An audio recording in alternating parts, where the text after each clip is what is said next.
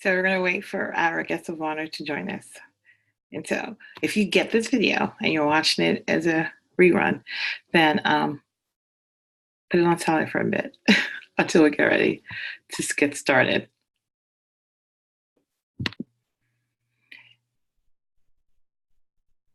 Hello, can you hear me? I cannot hear you.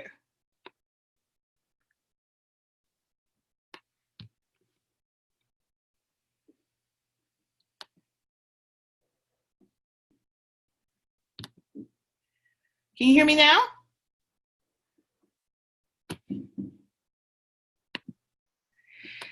Good afternoon and welcome to ETAAN Talks, which is Entrepreneurs Take Action Africa Now. This is our 4th edition. We are learning as we go along.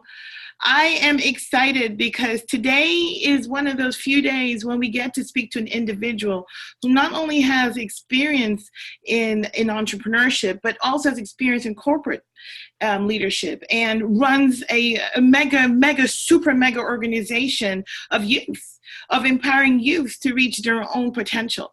And there's nothing that we need more in Africa than our youth taking over and claiming what is naturally ours. We want our youth to make Africa what it can be and what it should be. Civilization started in Africa.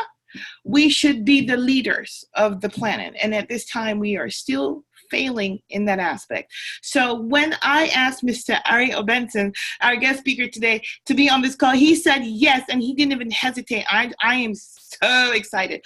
You guys are going to get a treat today because he's also from my country of origin, which is Cameroon, West Africa. But the points we're going to touch on today are going to be of a somber nature because in all seriousness, we as entrepreneurs have to survive in every single environment. And the environment today in Cameroon is not the best. It is not something that we can ignore. So this will be a very pertinent conversation that we're going to have today.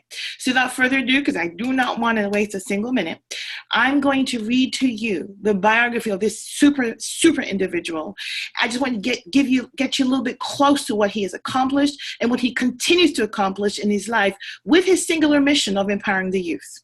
So Mr. Arrey Obenson, he serves as JCI Secretary, which is Junior Chamber International Incorporated, and he came to this position after having been a team member since February of 2002. He has occupied several different positions and has been the Director for Africa, Middle East, and the Executive Director for Growth and Development, as well as presently Deputy Secretary General. So that by itself is huge, right? We're talking about experience. As Director for Africa and Middle East, Mr. Obenson grew the organization from 15 countries to 29 countries and doubled the membership in 5 years. So for all you entrepreneurs, that's kind of what you want to work on. You want to keep climbing up that ladder. You want to keep building. You don't want to be stagnant. I know when you double the number of members you have and double the number of countries you are in from any perspective, that is quite a feat and not easy to do. He led the organizations to new frontiers, extending the JCI philosophy to the Middle East, and especially in Syria and Lebanon and Jordan. As Executive Director, Mr. Obenson led the organization through the development and adoption of 2 strategic plans that reformulated the mission and visions of the organization. He developed a long-term strategic position for over a 30-year period and transformed the focus of the organization from membership numbers to actual impact. In leading and implementing strategy, Mr. Obenson led the development of the Active Citizen Framework, which is a concept that is now used in over 100 countries. Yes, I said 100. 100 countries, by thousands of young people to run projects that address societal needs. So as JCI Secretary, Mr. Obenson is the Chief Administrative Officer, leading the implementation of the organization's overall strategy and supervises a team in accomplishing the mission of the organization across the world. Entrepreneurs, strategy, we've talked about this. You have no strategy, you have no vision, you have no purpose, you're not going to achieve anything. If you have no goal, then you have nothing to achieve. You need a strategy to achieve your goal. Very, very important. So we want to listen to what Mr. Benson has to say, because strategy is his forte. Mr. Benson also works in collaboration with like-minded organizations, including JCI partners such as the United Nations and its agencies, the International Chamber of Commerce, and other non-governmental organizations and multinational corporations. Yes, I did say that, multinational corporations. Mr. Obenson actively engages actors from all sectors of society, businesses, governments, and the civil society to develop resources that create opportunities to empower young people to create positive change in their communities. As a firm believer that empowered young people can find solutions to the world's biggest challenges, he utilizes forward-thinking concepts like the JCI Active Citizen Framework to inspire the realization of the JCI mission. Mr. Benson is a motivating and engaging speaker who is frequently invited to speak to audiences of varying sizes around the whole globe. He has spoken and engaged audiences in over 100 countries. I've engaged an audience in like one, maybe two. I definitely can't say 3. He said 100. That's all I have to say on that. In capacity as Secretary General, Mr. Obenson has led the creation of the Global Youth Empowerment Fund, a fund that supports the work of young people around the world who are working to implement the sustainable development. And he's led the global campaign for peace, called Peace is Possible campaign. And that is going to be poignant in our conversation today. And that culminated in an international summit for peace. Under his leadership, JCI is now positioned as a global player in implementing the global goals for sustainable development and goals. Mr. Benson serves on the board of International Chamber of Commerce, the Ban Ki-moon Center for Global Citizenship, and the Board of Trustees for the Global Youth Empowerment Fund. And Mr. Benson's founder of the I Am Cameroon movement. I know a couple of individuals in that. Some of you are going to be listening to this, get excited. Yes, I know I'm talking to you. I've spoken to many of you. Some of you are in my office. That has inspired the Pan-African campaign, also known as I Am Africa. Prior to joining the JCI World Headquarters team, Mr. Benson served as an associate in a legal firm in Cameroon. He's a barrister of law. Be careful what you say to him. He knows what to say back, just telling you. And is currently a member of the Cameroon Bar Association. He holds a Master's of Law degree from Washington University in St. Louis, United States, and presently lives in O'Fallon, Missouri, with his wife and 2 children. And his wife is on the call. Thank you for being here. It's always good to have a supportive wife behind every man. So I will tell you, without further ado, it is my honor, my privilege to be able to interview and talk to Mr. Arrey Obenson. It is my honor and privilege to be here and to talk to you today. Awesome. So let me get some of the easy things out the way. What was the reason why you said yes? What made you say yes, I will have this conversation? Well, because there is so much to be done and so much to be said. In the world that we live in today, a lot of information is thrown at us. But the most important thing to do with all of the information that we receive is to be able to decipher the information and put it to best use. In my field of work, I've always known that educating people is really what would lead to the results that we all want to achieve. So when you said you had a platform that was engaging, particularly young people and entrepreneurs, I knew that that's the kind of audience that I would like to share my thoughts and experiences with, so that those who listen can go on to achieve their greatest potential. Anything that we can do or that I can do to empower young people is really my life's mission. That's awesome. And I know we're going to get some questions for some people. If you just keep sending those questions, I'm going to record them at the end of the call. I will go ahead and ask Mr. Benson. But that to me sounds like that's a calling, right? I know it really is in your line of work, what you do today. But we know that Cameroon today has issues and problems of its own. And even by us even speaking sometimes on forums such as this, we create situations where we can find ourselves in trouble. So I want to make sure that our youth hear us really loud and clear when we say that this conversation is going to be as optimistic and as open as possible. We're here for dialogue. We're here to understand how we can become the better persons we are meant to be. And we're not here to sabotage or bash anyone down. From that line perspective, your topic of conversation really was how to become your best self now.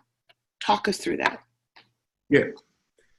Well, I think there's going to be a lot of merit in talking about the circumstances that our home country, Cameroon, is going through. But in terms of becoming an actor rather than a spectator in your own destiny, I always like to use a quote where I say, life is a school where experience is a schoolmaster. And I repeat this, life is a school where experience is a schoolmaster. I know that all through our lives, especially for those of us from Cameroon and across Africa, one of the things that we've always wanted to achieve is a certificate. It's a degree.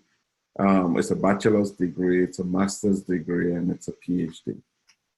But beyond what we achieve in those certificates, as you go on to embrace life, you find out that beyond the knowledge of the classroom, you need experiences in life. And that's really what defines everybody. When you listen to the stories of people who succeed, it is not necessarily their educational background. Of course, that is important, but it's the experiences that you have. If you listen to the most successful entrepreneurs in the world, it is not necessarily the educational background that they have. Of course, that is necessary, but it's the experiences that they have. It is in trying and failing. It's in having the audacity to try and to succeed or to fail at it and trying again. That is the sum total of all of those experiences that define the success of every successful entrepreneur or leader or citizen. So coming back to the quote that life is a school where experience is the schoolmaster, I believe that we become the best form of ourselves by going outside the ordinary, doing the things that we ordinarily will not do, or the ordinary person doesn't do. And that's how you get the best of yourself. It's a combination of several experiences that make the best out of everyone. Do you think that as an entrepreneur, whether you're young or you're old, those experiences were planted in you? Are they derived from experience? How do you think that worked out? So I've always argued that the best entrepreneurs that we know of, you and I, and maybe everybody around us, are typically not people who went to school to become entrepreneurs. So I'm one of those people who do not necessarily think that you could teach entrepreneurship. If you were to open up a school that open up the doors of your business, come here and I will make you an entrepreneur, and I'll make you an entrepreneur, you're going to have a full classroom every other day of the week because people want to be entrepreneurs. But what does it take to become an entrepreneur? It's a mindset. It's a mindset that is focused on solving problems. Age-old problems that have existed. Every generation has the same challenges of mankind.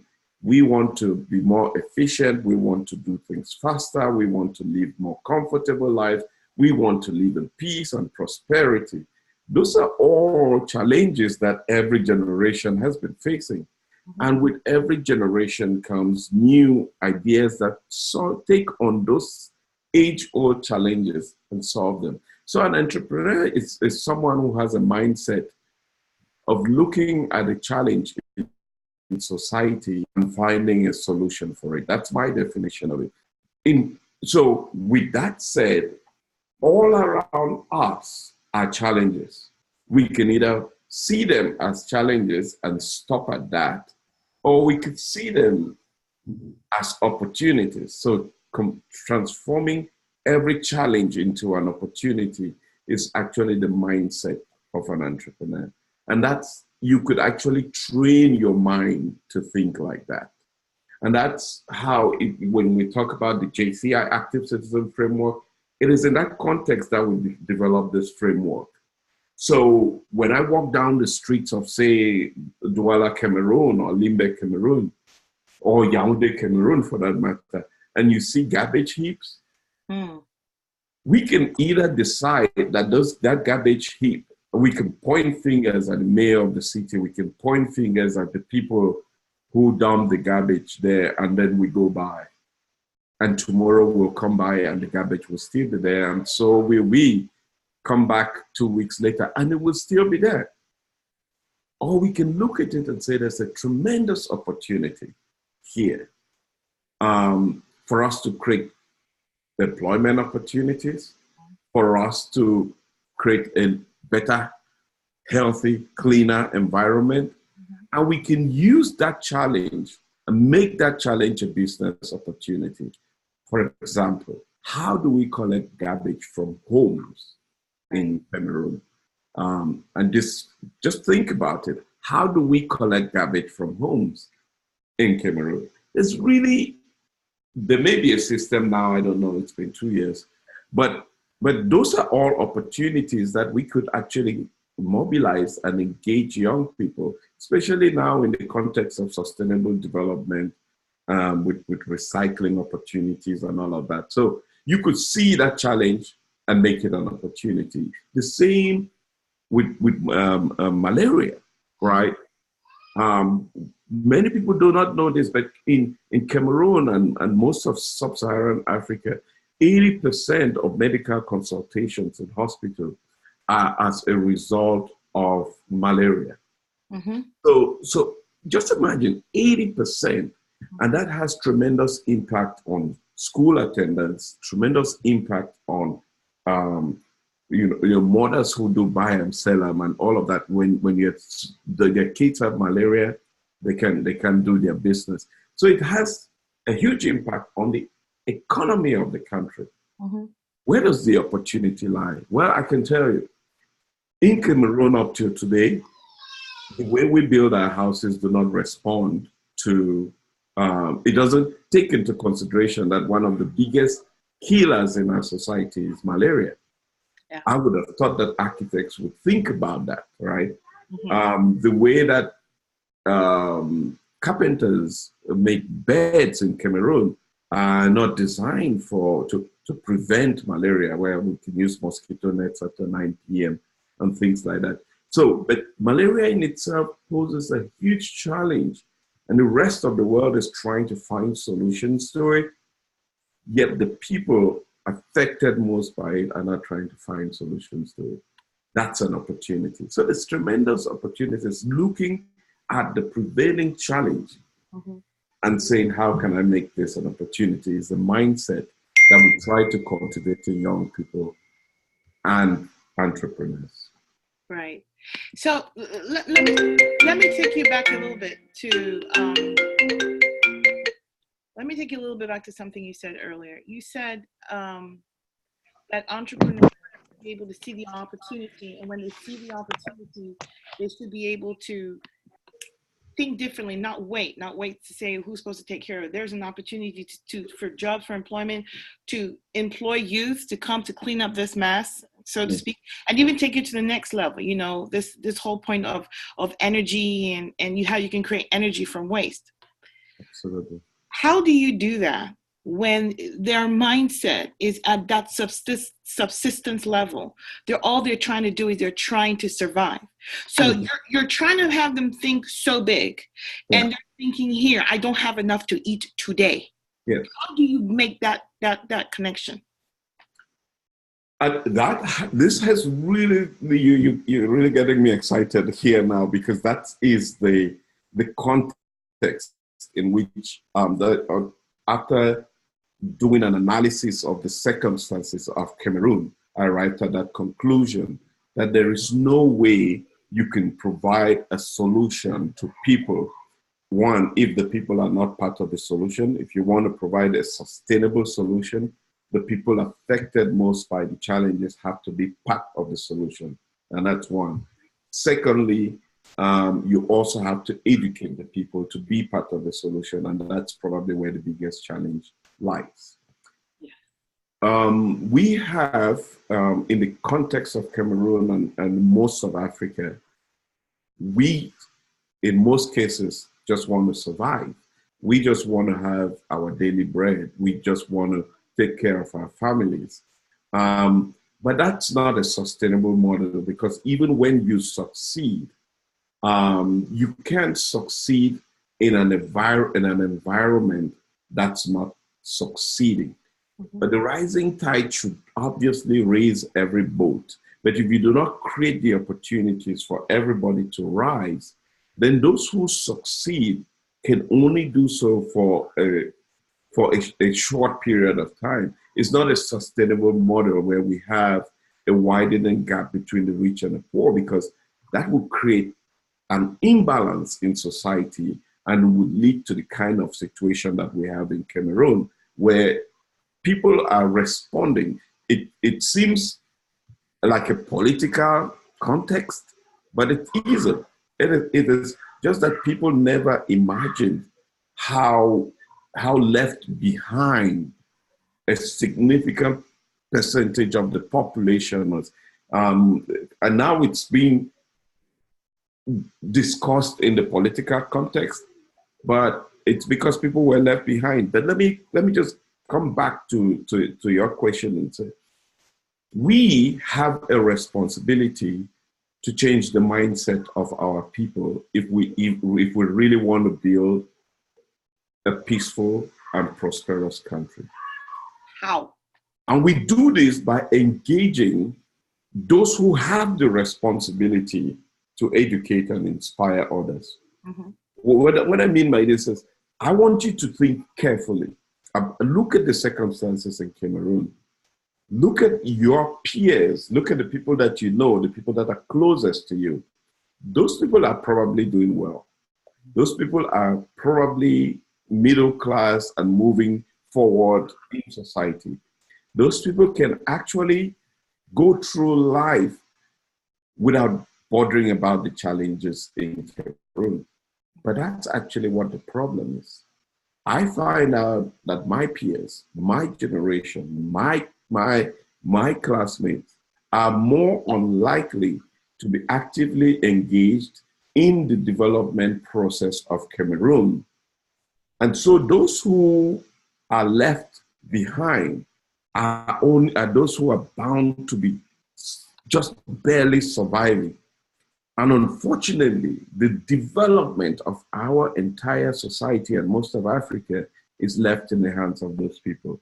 And those people, they think they just want to have a daily bread. So I thought that maybe we could do something different.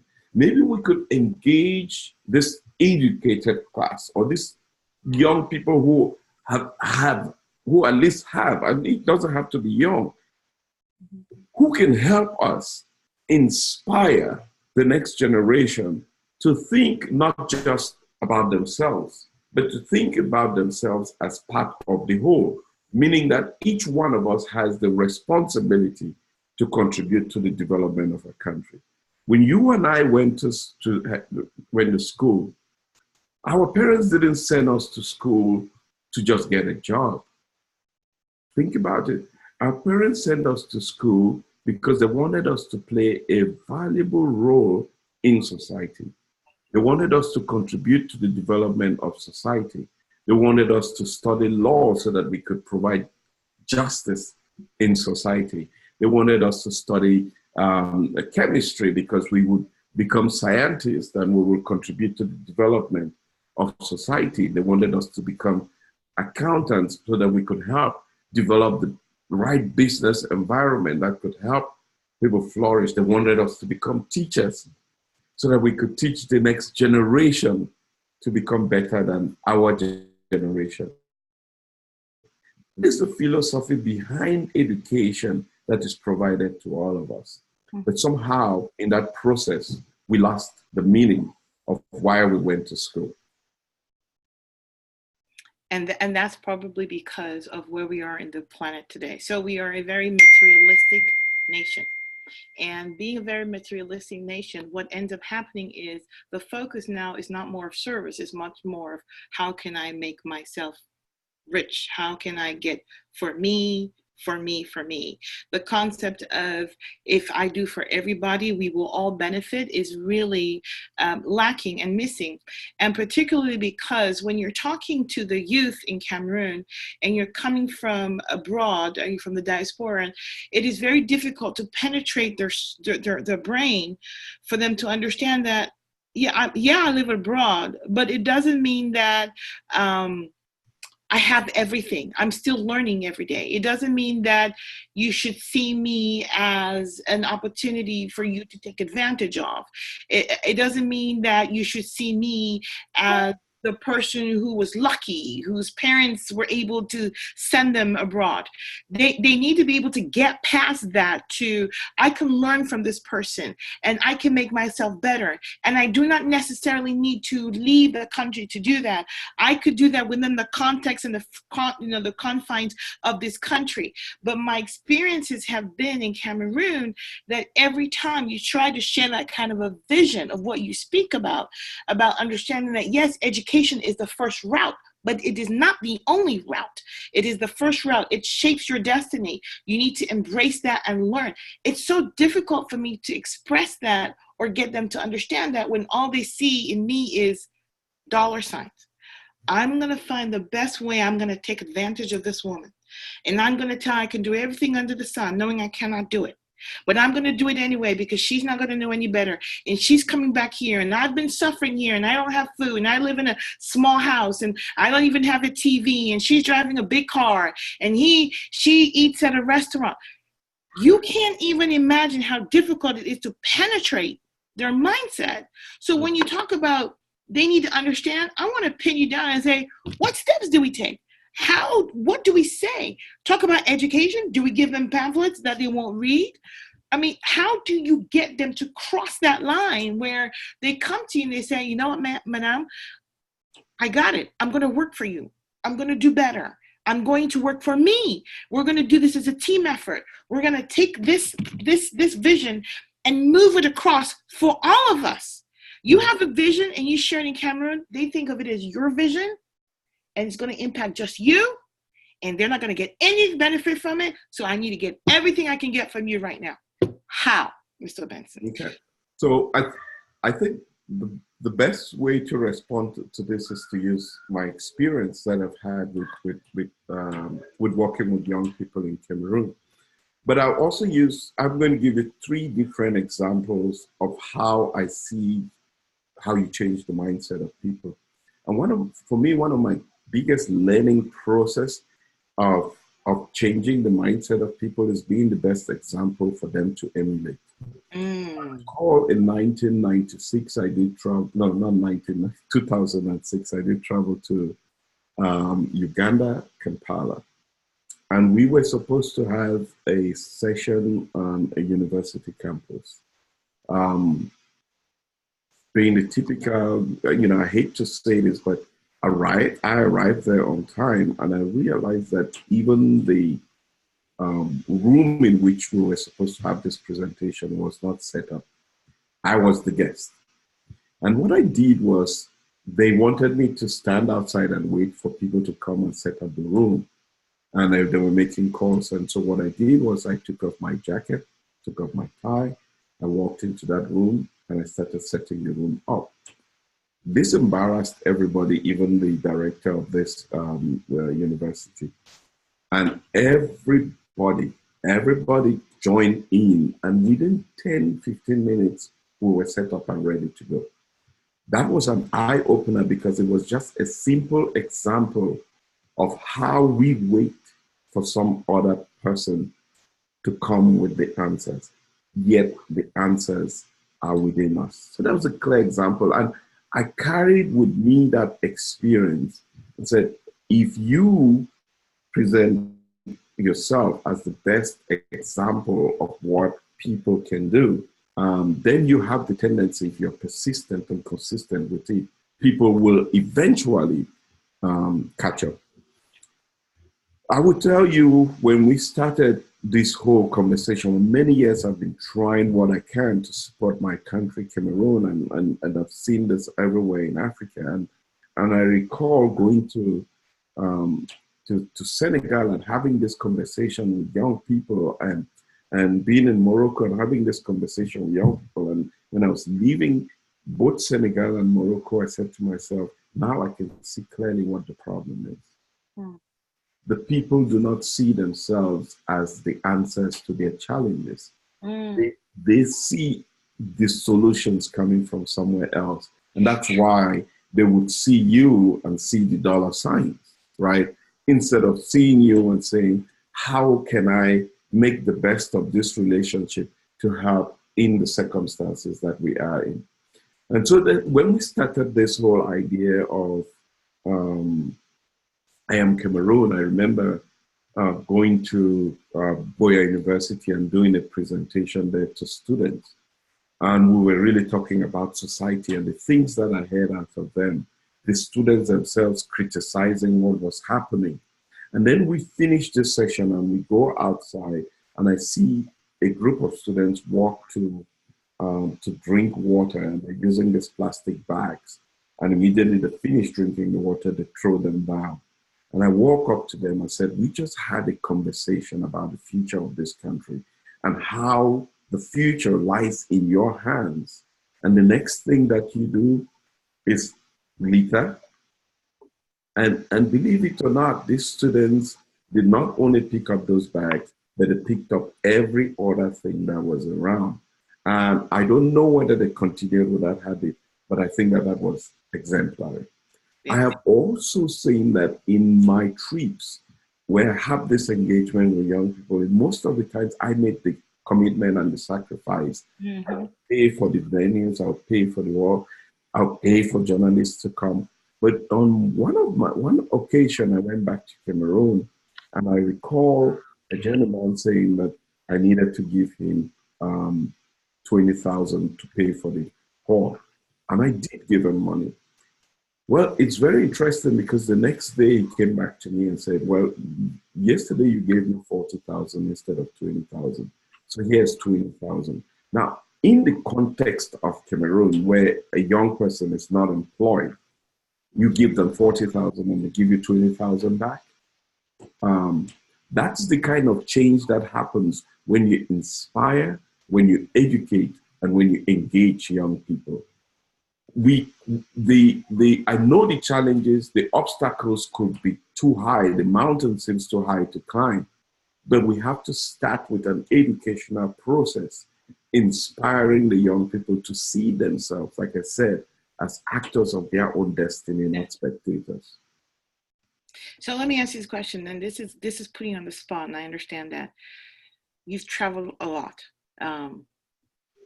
In Africa, how bad is it for Cameroon? And I say that given our political environment, which we're going to kind of, touch over. To say it's not impacting present entrepreneurs and even the youth and everyone would be an understatement. So in terms of where do you see Cameroon in terms of our ability to get out of the rucks, the mud that we're in, to be able to even start to transcend that, to be able to see progress in terms of all the countries you've been to? How bad is it for Cameroon? Are we the worst off? Are we somewhere in the middle? Is there hope? Yeah. I would like for my response to be different, but unfortunately it cannot be. I've been 20 years on the road and I've been to about 40 of the 54 African countries. But also not only limited to Africa, I've been to different parts of the world. I've spent time working on projects in countries like Bangladesh that I'm seeing emerging, and we talk about emerging countries. South America, Southeast Asia, Eastern Europe. In the context of Africa, if you look at Cameroon in the spectrum of countries, unfortunately, we seem to be regressing rather than progressing. Mm. So if I take my first visits a long time ago, as far back as 1997, to say Benin, Burkina Faso, and Togo, and I take those countries then and look at where Cameroon was then, when I visited those countries, I thought that they were really backward. Mm-hmm. But today, if I visit Benin, I was in Benin last year. I spent about 8 days in Benin last year. And I looked at how much progress that country has made. And I look at Cameroon and where we are in Cameroon and the challenges that we face. We're stagnating as a country where we're being held back by our own creation. So unfortunately,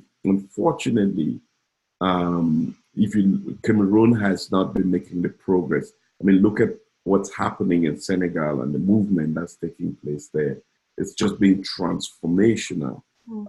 If you look at Côte d'Ivoire, that was in war, and was seemed to have been falling back, but they bounced back. Look at Rwanda today, and this may just be these are countries that are in the news, but you could also look at Ethiopia, look at progress that's been made in Kenya, and I can go on and on and on. That there's tremendous progress being made in Africa. And these countries, they are having a broader conversation than just their countries. Mm-hmm. Look at what Benin is talking about development in Africa. Look at Ghana, where Ghana is positioning itself in African development. Same with Senegal. And look at Rwanda. To the extent that they do not see the boundaries of their country as a limitation anymore.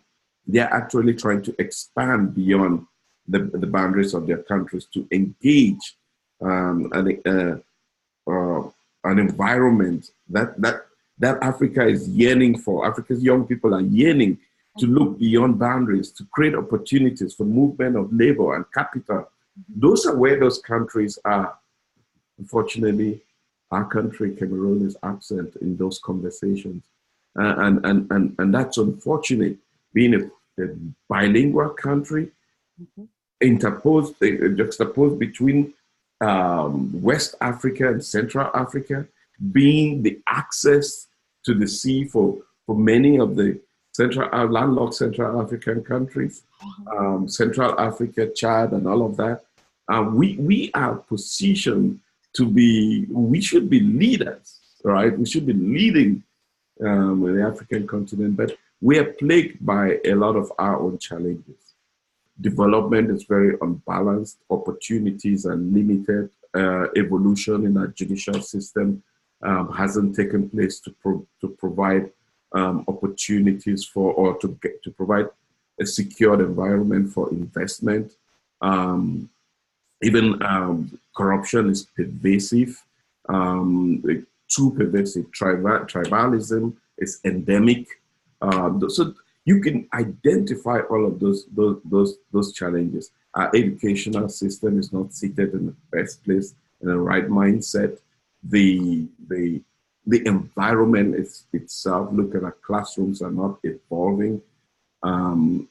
So there could be so many things that are holding us back. The core of which is just simple, comes down to very simple thing: respect of human dignity. We do not see everybody as equal. And if we could start seeing everybody as equal, then we would provide equal justice for everybody. We would provide good quality education for everybody. So a child that lives in Douala shouldn't have better quality education than a child that lives in Sabongani. The classrooms have to look the same. We have to provide equal standards for everybody. And until we start doing that, they're just recognizing that every human being deserves the dignity that we all deserve, can we actually begin to progress as a country? It's the bottom line of all the challenges as a country. And when you talk about that dignity as a country that is missing, and you talked about of course, there's a lower class, there's the middle class, there's the upper class, and they're all totally different segments, right? The delineation is very clear, right? Very apparent. Would you recommend that folks not still follow their vision, their plan, their entrepreneurial urges? What do we do? Do we just, you talk about human dignity. I don't think you can teach someone human dignity. I don't think so. I think that you're born with it, and you either choose to ignore those urges, or you don't have it. I don't think there's a way you can learn it. I don't believe that. But if I have three different classes, and I'm trying to build entrepreneurs, and I'm trying to build people to be actors in their own destiny, is it worth it to do that today, given our current situation, or should we just wait? We can't wait.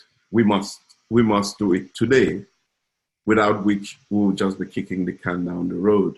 And recent events have proven that it only gets worse until we find a solution. But let me come back to that. You did mention something about you can teach someone human dignity. You may not be able to teach that, but you can create the environment in which people learn to respect one another. Okay. That's the fundamentals of creating a peaceful society. But if we think about individuals, we are all born into a family. Mm-hmm. And every child that is born really has one thing that they seek. It's affection. Like the child is born with love. Every human being comes to the world with love. They need affection.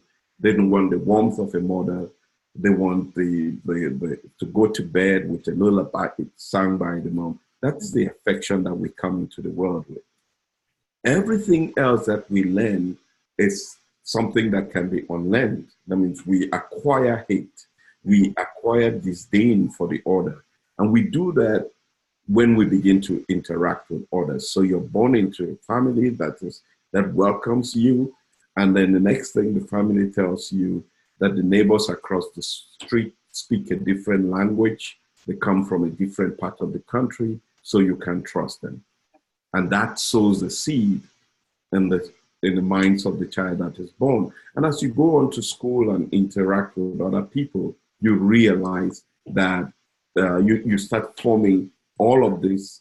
Everything around you determines how you appreciate other human beings. So the people that you interact with, the schools that you go to, also seeds in you that determine who you are. And I'm not going to say that I grew up having the best, which helped me to be able to understand. No, I got to a point where I knew that consciously, for us to live in peaceful coexistence, I have to change the way that I perceive others. I have to start respecting the dignity of every human being. And so it's something that we all can learn over a period of time. Now, let us look at, when I say we have to start now, it's because we know that the practice of individualism has not been sustainable. Mm-hmm. If it was working, then our country will not be where it is today. It is where it is today because, yes, some people were very focused on themselves as individuals and continue to be. And I'm not faulting these people. I'm just saying that if we all could just get together and see ourselves as part of the solution, then we could change the dynamics of things in Cameroon. In developed societies, you still have you still have people who are individualistic. In the United States, they're individualistic people. But as a society, we ensure that everybody gets the opportunity to rise. Everybody has the opportunity to good quality education. Everybody has the opportunity to health care when they are born, to drinking water, to energy. These are the things that hold us back as a society. Some of us will emerge in these difficult circumstances.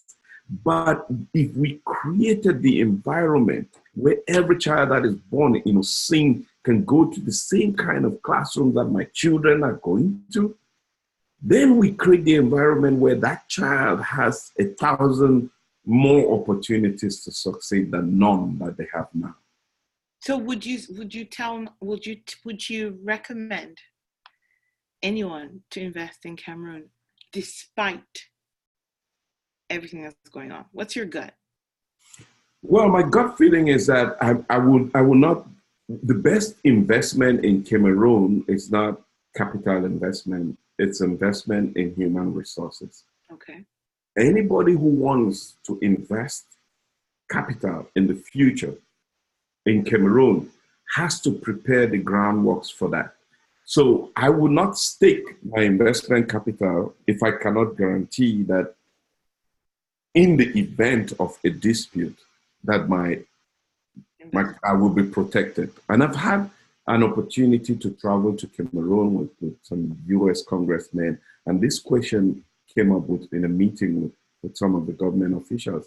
And I had to be very, very frank, saying that, look, I have practiced law in Cameroon, and one of the biggest challenges in the legal practice is injustice in the judicial system.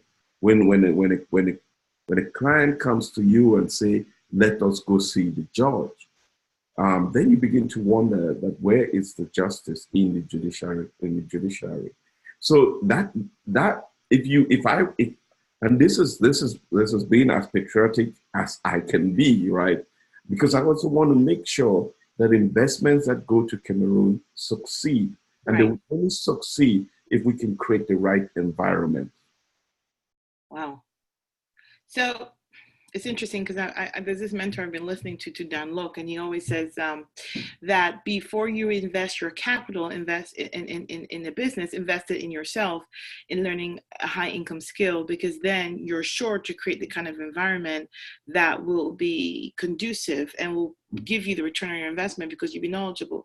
Would you say that you have an advantage that you are evolved, that even though our parents weren't rich, that maybe there were certain advantages that we had that enabled us to click? Because I find like, the 80-20 rule, like 80% of the population will not get it. We talk about this empowering. We talk about the youth. You've held hundreds of conferences and in Cameroon too. And like you just said, they leave in 2 seconds later and they throw out the trash and didn't pay attention. Had you not been there, they would have kept going. Is it worth it? Maybe not even worth it, that's the wrong word. How can I get individuals who have this potential to not feel like they are misfortuned, to feel like their circumstances are normal like everybody else? I think Cameroonians in particular seem to feel like they are the worst population on the planet. How can I get you to get past that sentiment, to look at the good things that are happening, and therefore get you open to buying into my vision? Because if you can't buy into my vision, then when you work for me, you're not going to be productive. You're going to be working to sustain yourself and not the company. But if you sustain the company, then you sustain the objectives. The objectives will help the economy, and that will in turn always help you. How do I do that? How do I get them there? Yeah. If you look at the context of Cameroon and just look at it in the last 40 years, when I went to secondary school, I went to in the same classroom, you would find huge diversity in terms of economic background. You in a boarding school in Cameroon, in Sasa, you would have the son of a teacher, a magistrate, a doctor, a cook, a yardman in the same classroom. that was extremely valuable for us because it helped us to be able to understand the challenges, the spectrum of the challenges that our society faced. We're able to interact with this diverse group of people without even thinking as if one person was less than the other. In the practical sense of Cameroon today, that is very unlikely to happen. Right. Where there has been one very ostentatious level, high level, good quality education, and there has also been anything like people just open. One of the easiest things you can open in Cameroon now is a school.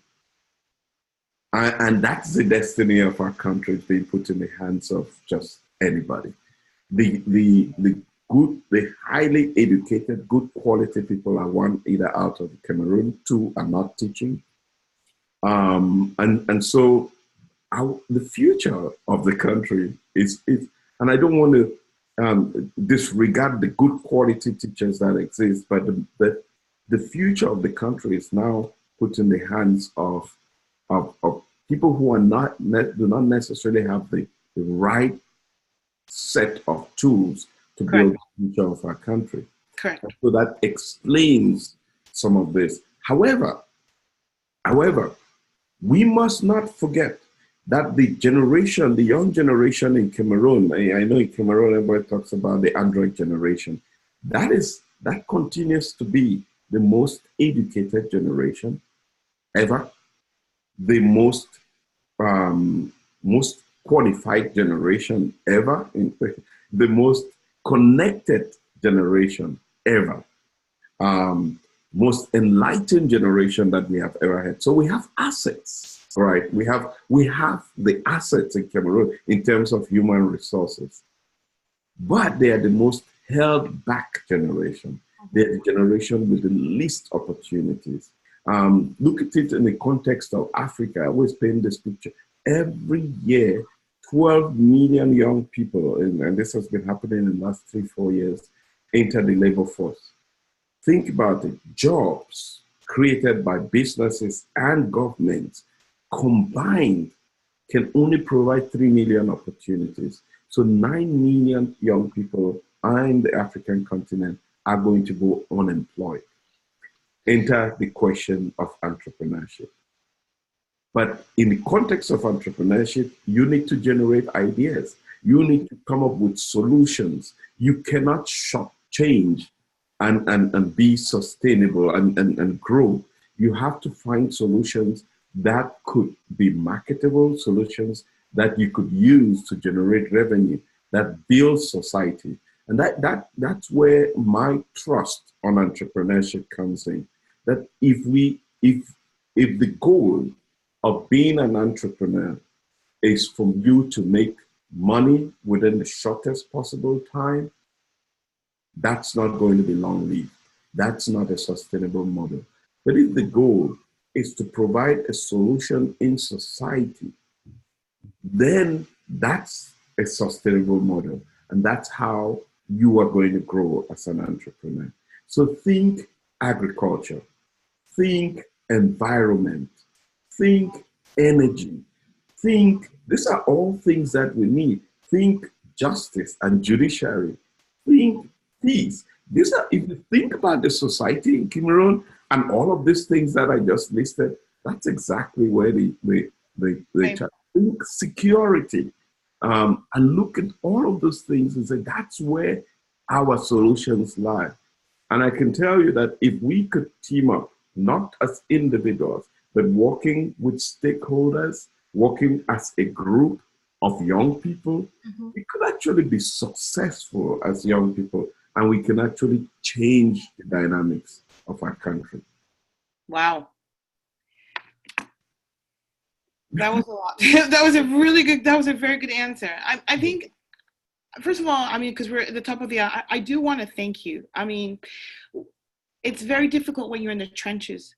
It's easy for me to get very discouraged. I think what you've done is open my mind to the perspective, to the understanding that training, education is the key. And it might take longer to get to where we want to go. But then the objective cannot be about me. The objective has to be, for any entrepreneur, about the good of the society. Because if it's about you, then you will quit, or you will fail to educate, and therefore your employees and your customers will continue to give you the same grief that you've experienced now. So we have to change that mindset so that you know that it's not about you, it's about the team. It's about the entire planet all around you. That's the best thing I've gone out of this, because I get depressed on a daily basis with my team, and they're going to listen to this and they're going to like, oh, Ms. Gwen. But there is a point to that, which is, you can get depressed. My excuse for them has been that it is impossible for you to see and to do what you have not seen. But that's not necessarily true. I can educate them. I can teach them to see. It will take me longer, but if I do it, in the long run, we'll all go together. Absolutely. Let me ask you 3 quick questions. These are easy ones. What's your favorite food from Cameroon? Of course, I'm going to say Arrey, right? Arrey. I know, right? Arrey, yeah. Okay. I really do like dodo too. So I like dodo too. Yeah. What's your favorite place to visit in Cameroon? Oh, wow. Limbe continues to be a great place to visit and spend time at.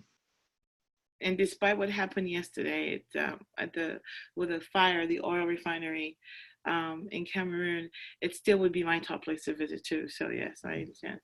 And then let me ask you this question: What's your favorite memory, and what would you want to leave with us in terms of your passion for Cameroon? Because one thing that is clear is also your passion, not just for what you do. There is a purpose for it. I can sense and feel that there's no stopping you to accomplishing, no matter what obstacles are put in your way.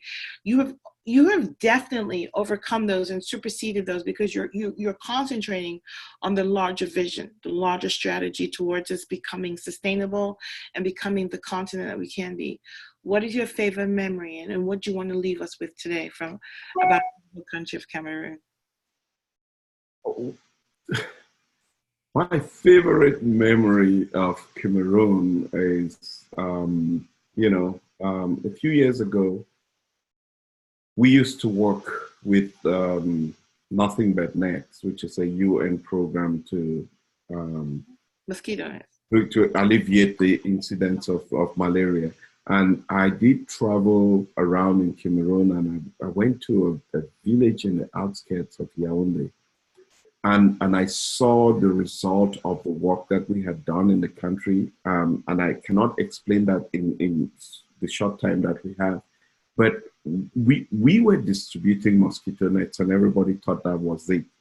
But what we actually had put in place was an entire system that changed the way malaria was being handled in Cameroon, where every child below the age of 5 years and every pregnant woman is now currently actually getting access to treatment for free. Wow. And trained thousands of community health workers in villages. In fact, this village I went to, there was a retired nurse there who had a diagnosis kit in the village.